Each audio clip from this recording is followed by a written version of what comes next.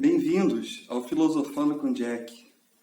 Hoje eu quero falar um pouquinho sobre uma condição que eu categoricamente posso afirmar que 99% de todo ser humano passa.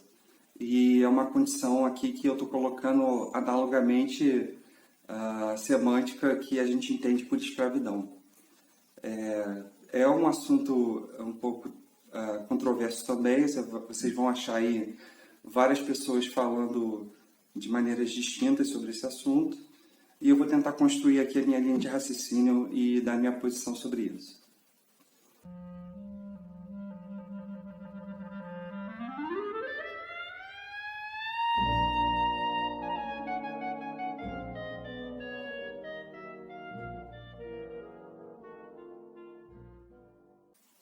Nessa altura do campeonato, muita gente pode estar imaginando que eu posso estar falando de alguma teoria da conspiração, a mão invisível do mercado, o capitalismo, o dinheiro. Posso estar falando de uma entidade sobrenatural maior que nós, que nos controla. Não é nada disso. E quem está vindo aqui no canal procurando esse tipo de conversa, eu sinto muito informar que vocês não vão encontrar por aqui, não. Eu vou tentar aqui fazer uma construção mais técnica sobre por que eu acredito que a grande parte da nossa civilização é escrava. Bom, eu vou falar aqui um pouco sobre a mente, sobre os nossos pensamentos. Vocês já pararam para pensar? Eu imagino que todo mundo em algum momento deva ter parado para pensar sobre o que é o nosso cérebro, né? Como é que funciona a nossa mente. Esse emaranhado de fios que, através de impulsos elétricos, me permitem articular palavras para poder expor ideias aqui para vocês, por exemplo.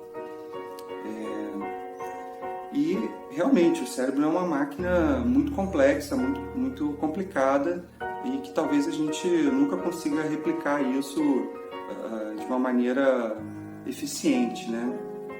É uma criação única da natureza, o cérebro humano. Mas, se a gente imaginar tudo que compõe a nossa biologia, uma grande parte do que é a vida, digamos assim, ela é involuntária. Vamos lá. A gente não controla os nossos batimentos cardíacos, a troca de oxigênio do pulmão, a gente não controla a temperatura do nosso corpo, e mais centenas de funções que garantem a nossa vida em condições muito diferentes, né? Em condições extremas, que a gente nem se a gente quisesse, nem a gente treinando muito, a gente conseguiria controlar. E aí vocês podem vir já, né? Mas peraí, isso aí não quer dizer que somos escravos de nós mesmos, né? Faz parte da natureza, não só da natureza humana, todas essas questões involuntárias do cérebro. Então vamos complicar um pouquinho mais. Vamos falar agora de sentimentos. Você escolhe quem você ama? Você pode até dizer que sim, dizer que consegue de alguma forma contornar determinada situação e isso se traduzir por uma escolha. É difícil, vai. Mesmo que seja possível, é muito difícil. Você escolhe do que você tem medo? Mais uma vez, às vezes é possível com terapia, uma racionalização muito intensa, mas olha como que o subconsciente é poderoso. Eu estou trazendo aqui um patamar que são os sentimentos, né, que já está na escala da natureza, muitos animais os têm, talvez não de maneira tão complexa como a gente, e outros que só a gente tem, né? Por exemplo, poderia imaginar aqui o ciúme. Pode ser até que tenha algum animal que sinta ciúme, mas não é comum. A gente controla o ciúme? Talvez na hora que a coisa aconteça, dependendo de como o seu subconsciente trabalha, você não tem escolha, né? Você vê a sua namorada, seu namorado flertando com alguém interessante, provavelmente você vai sentir um gosto de ciúme na boca e não vai poder fazer muito a respeito. Você pode não tomar nenhuma atitude em relação a isso. E aí a gente pode entrar num outro ponto, né? Tudo bem, a gente não controla esses sentimentos, mas isso não faz de nós escravos. A partir do momento em que eu posso controlar que tipo de atitude eu vou ter em relação a isso que eu estou sentindo. Será? Se a gente fosse realmente tão dono dos nossos próprios pensamentos e das nossas próprias decisões, coisas simples seriam muito fáceis de fazer. Quer ver? Eu vou dar um exemplo. Tenta fazer alguma coisa de precisão apertado para fazer xixi. Parece uma analogia meio idiota, mas ilustra bem o que eu quero trazer aqui. Somos tão inteligentes, dominamos tanto o nosso subconsciente, a gente poderia ser capaz, deveria ser capaz de, numa necessidade fisiológica imediata, conseguir se controlar para fazer uma outra atividade racionalmente naquele momento mais importante. E não é assim que funciona. Isso serve para muitas coisas, né? Enfim, se você estiver com fome, ou se você estiver com muita sede, são sinais que o nosso inconsciente, o nosso corpo dá pra gente, que gritam ao racional. Se você está com fome, provavelmente você não vai conseguir debater sobre livre-arbítrio, feito eu estou fazendo aqui. Se você estiver extremamente faminto, a única coisa que você vai pensar, provavelmente, é em comida. E quais são as consequências das ações que você pode tomar para conseguir isso. Então, o nosso inconsciente é muito forte. E ainda assim, né, vocês podem questionar. Tudo bem, eu estou falando de coisas muito fisiológicas, certo? Eu posso ter controle sobre coisas maiores, né? Sobre atitudes que eu vou tomar, por exemplo, em relação a uma pessoa que eu estou interessado. Se eu vou falar com ela, se não vou, como eu vou falar. E aí eu vou trazer para vocês aqui um experimento de um documentário do Stephen Hawking, muito bom. É um mini documentáriozinho em série, tá na Disney Plus, chamado Ciência de Tudo. A pegada do seriado é o seguinte: são pessoas comuns que são orientadas a fazerem pequenos experimentos para demonstrar coisas complexas da ciência, da astronomia, enfim. E num determinado episódio, eles fazem o seguinte experimento: colocam um sensor na cabeça dos participantes.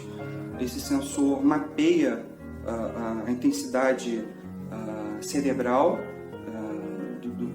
daquele indivíduo naquele momento. E no muro de um castelo está projetado um grande cronômetro dos segundos. E tem um botão vermelho na frente do participante. E aí a orientação é a seguinte: quando você sentir vontade, aperta o botão e vê mais ou menos no cronômetro em que posição está o ponteiro. E assim eles foram fazendo isso várias vezes, né? E toda vez que um participante apertava o botão, soltavam-se fogos de artifício. Então, isso foi feito repetidamente e depois uma compilação da média da atividade cerebral da pessoa e de como funcionou naquele momento. Então, você tem uma atividade branda, normal, da pessoa em repouso, ela começa a subir, tem um pico e depois cai e volta ao repouso. E aí, mostrando esses dados para os participantes, eles ainda perguntam: quando que você acha nesse momento aqui que você decidiu apertar o botão?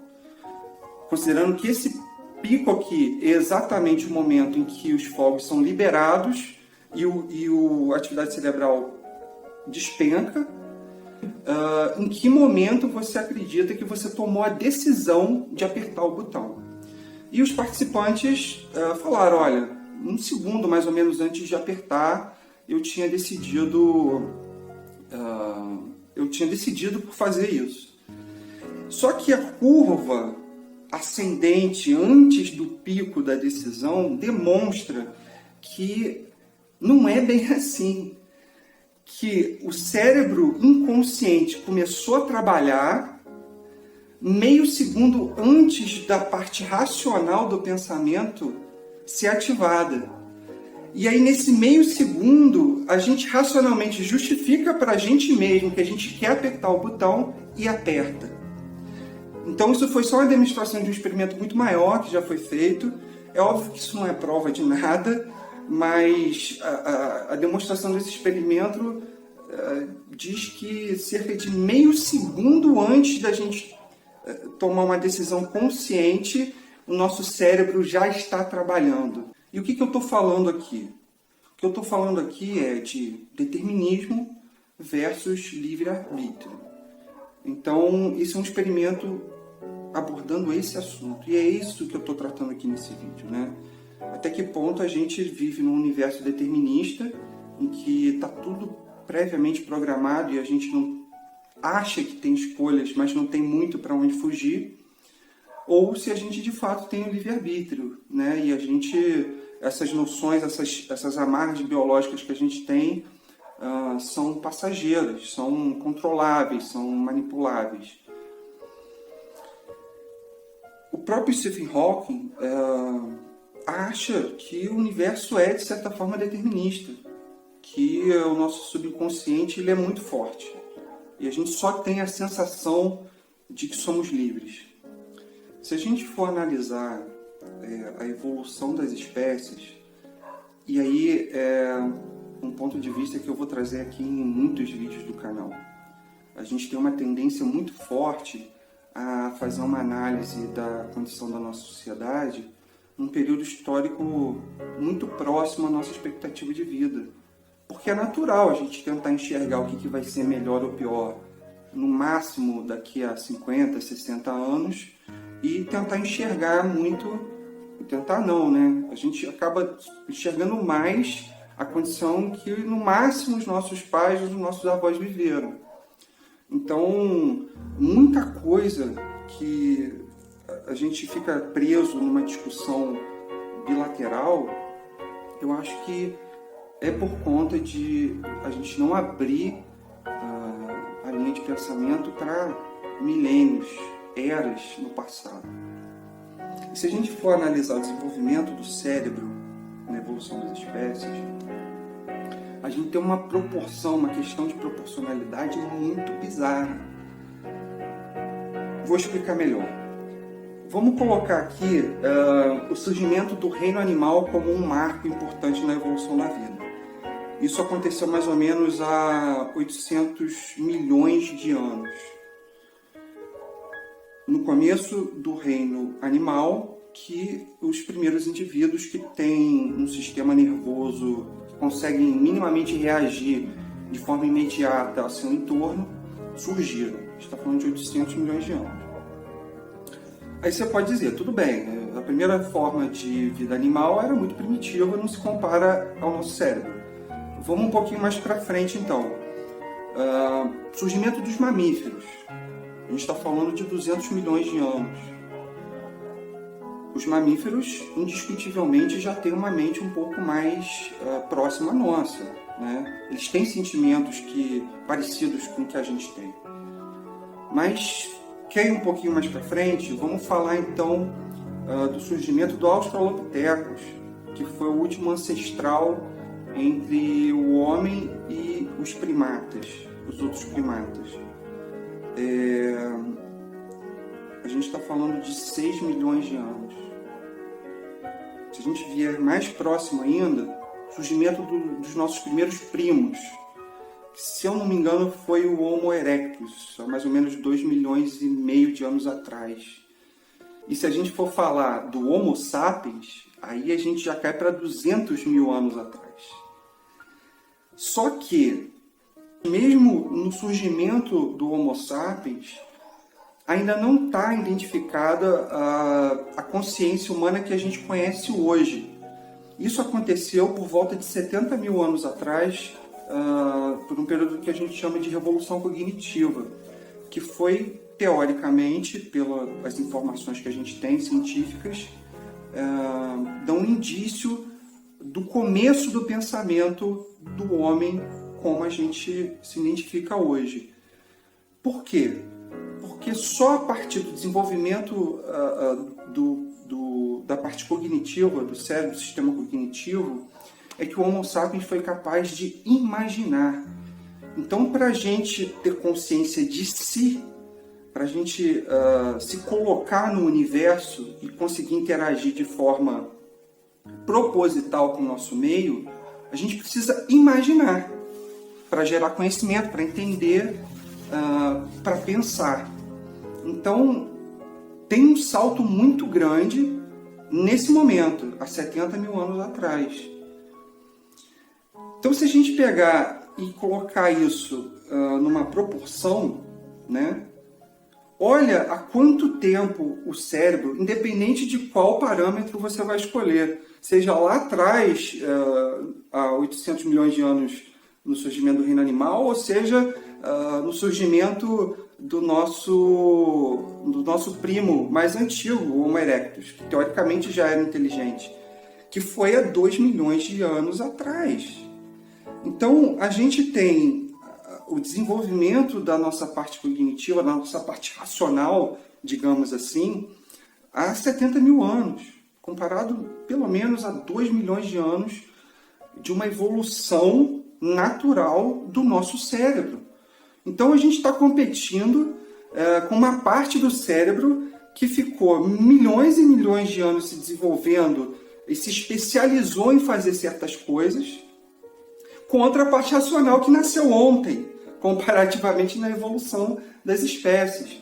Então por isso que é muito difícil a gente vencer o nosso subconsciente. Por isso que o nosso subconsciente tem tanta força sobre a gente. E isso quer dizer que é um beco sem saída? Eu não acho que isso é uma situação absoluta. Eu não acredito que o universo seja completamente determinista. Mas é um caminho da evolução que a gente está muito longe e que a gente tem que começar a perseguir. E como é que a gente persegue isso? Bom, isso já na psicanálise já não é muito a minha área, mas vocês já devem ter ouvido falar sobre inteligência emocional, que nada mais é do que isso. Você dialogar com o seu subconsciente para você entender racionalmente o que o seu subconsciente está trazendo para você através de alguns sentimentos. Eu posso estar errado, porque realmente na minha área, se tiver algum psicólogo aí, eu falar alguma bobeira, por favor me corrija. Mas a princípio a noção é essa, né? Para o argumento que eu estou construindo aqui, a noção é válida. Hoje, na condição que a gente está, mesmo no século XXI, somos todos escravos de nós mesmos. Nosso subconsciente é muito forte. A gente fica deprimido quando a gente termina um relacionamento, ou quando a gente tem um problema no trabalho, ou perde um emprego, ou não consegue um trabalho, porque o nosso inconsciente está trabalhando com os nossos medos, as nossas necessidades mais íntimas, que é comer, que é se relacionar, que é ter carinho, que é se expressar, que é pertencer a um grupo. São sentimentos muito primitivos que não são inerentes do Homo sapiens, são inerentes, eu diria que de qualquer espécie animal praticamente. Ou, se você não quiser ir tão longe, dos mamíferos. Então, é possível, eu acredito que é possível nós nos libertarmos desse grilhão. Não acho que é uma tarefa fácil, eu não acho que a gente está perto disso. Requer muito trabalho, requer muito diálogo interno, nós com nós mesmos, e um diálogo externo, eu acredito que pode ajudar muito no processo. Tá certo, gente? Isso é o que eu queria conversar hoje. Se você gostou do assunto e do bate-papo, deixa o seu like, por favor. Ajuda aí a crescer o canal nesse comecinho. Se você quiser participar dessa conversa, eu criei o e-mail filosofandojack@gmail.com. Manda um e-mail para lá, pode ser com sugestão, com comentário, ou se você quiser discorrer sobre o seu ponto de vista desse assunto. Eu vou, ao longo da semana, ler. E se tiver já material suficiente, gravo na sexta-feira um vídeo complementar com o conteúdo que vocês me mandarem. Tá certo, gente? Se não tiver ainda material suficiente, fica para o próximo assunto, a gente tentar estrear o vídeo de sexta-feira. Obrigado pela atenção de vocês, obrigado pelo tempo, fico muito satisfeito e a gente se vê no próximo vídeo. Um abraço.